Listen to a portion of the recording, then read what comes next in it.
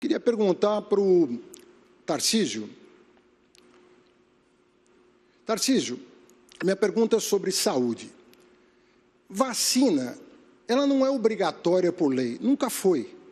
Mas todo governo faz campanha de vacinação. Todo governo tem compromisso com a ciência. Mas, graças a essas campanhas, nós atingimos mais de 90% de cobertura vacinal, servindo de exemplo para o mundo. Você acha que o governo federal agiu bem em relação à vacina?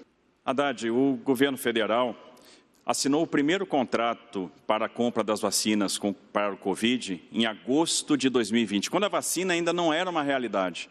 A gente ainda não sabia se ela ia ser desenvolvida, se ela ia ter eficácia. Esse contrato com a AstraZeneca previa, inclusive, a transferência de tecnologia. Há muitos anos o Brasil não fabricava insumo farmacêutico ativo em território nacional. E pela primeira vez a gente voltou a fabricar graças a esse contrato. Assinamos outros contratos no decorrer de 2020, né, com o consórcio Covaxin Facility.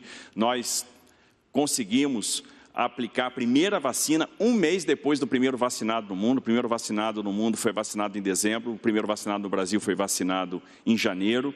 E 80% da população brasileira tem o esquema vacinal primário completo. E isso fez com que o caso de vacinação brasileiro, o nosso case de vacinação, fosse um sucesso aí ao redor do mundo. A gente se saiu melhor do que vários outros países com relação à questão da Covid. Aumentaram tantos e tantos impostos. E aí, eu fico em dúvida com 54 bilhões no caixa. Qual modelo do seu governo? É só no nosso?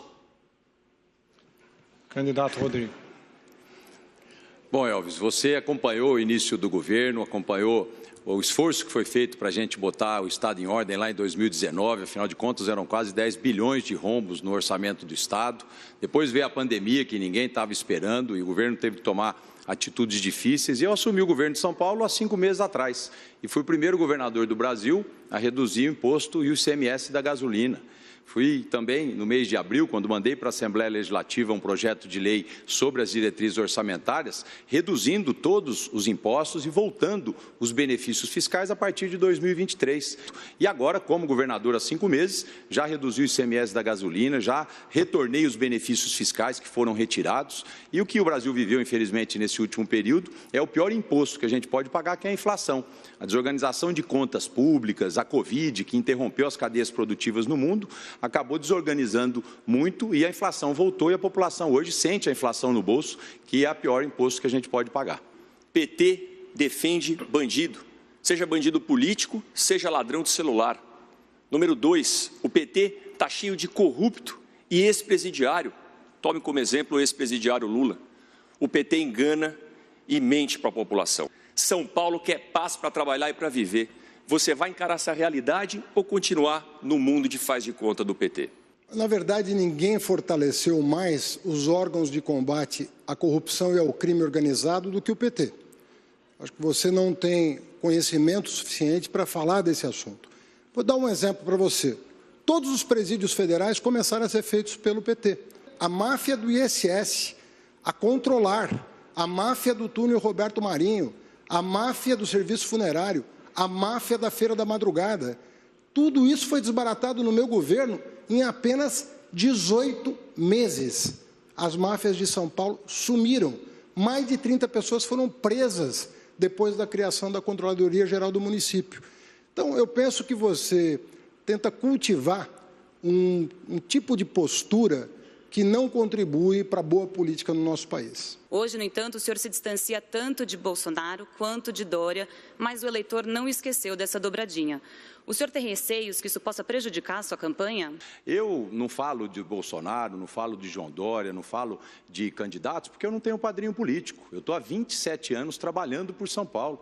Eu estou aqui desde os meus 24 anos de idade, disputando eleições, ganhando eleições, ajudando a construir esse estado que a gente tem. Eu vi nascer muita coisa bonita aqui em São Paulo, que hoje é orgulho do nosso estado. Estado, como, por exemplo, a Rede Hebe Camargo de combate ao câncer, o Luci Montoro, que foram grandes ações que o ex-governador José Serra, com quem eu tive a oportunidade também de conviver e hoje é nosso candidato a deputado federal, realizou por São Paulo. Comecei muito jovem com o Mário Covas, trabalhei com o Geraldo Alckmin, fui vice do João, ou seja, eu tenho uma história de vida dedicada a São Paulo, trabalhei com 5 governadores diferentes.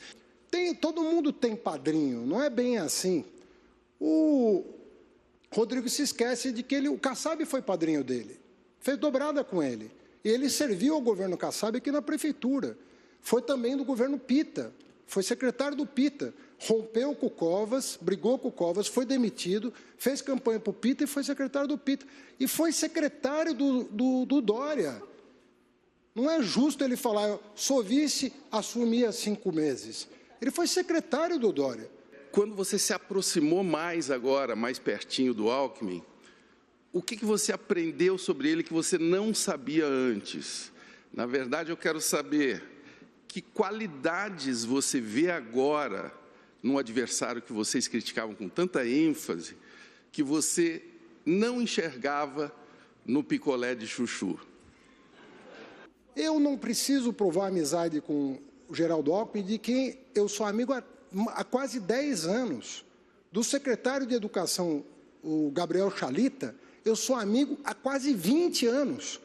Eu construí o Fundeb, enquanto secretário executivo do Ministério da Educação, a 4 mãos, com o secretário de Educação de São Paulo, que era o Chalita, durante o governo Alckmin. Eu fiz convênios quando o Alckmin perdeu a eleição de 2006 e foi ser secretário do Serra, e eu assinei convênios com o Estado de São Paulo, repassei verba do Ministério da Educação para São Paulo. Governador, o irmão do senhor, Marco Aurélio Garcia, foi condenado à prisão depois de ser provado que ele era um operador de lavagem de dinheiro para integrantes da máfia do ISS. Como era possível não saber dos malfeitos de seu irmão dentro de um governo do qual o senhor era tão próximo? Olha, ninguém é responsável por irmão, ninguém é responsável por ninguém. Nós somos responsáveis pelos nossos atos. Se ele fez algo de errado, ele que pague. Eu respondo pelos meus atos e pelos meus atos eu tenho o maior orgulho de, durante 27 anos, trabalhar no serviço público, ser secretário em várias oportunidades, ser deputado estadual, deputado federal, presidente da Assembleia, vice-governador e hoje governador, e nunca ter respondido a um processo sequer de improbidade administrativa. Eu não tenho negócios com ele, não tenho convivência comercial nenhuma com ele, ele é meu irmão e ele que pague pelos seus atos. Agora, o fundamental é que a gente tenha um combate forte à corrupção, aos maus feitos, como nós temos procurado fazer aqui em São Paulo. Qual?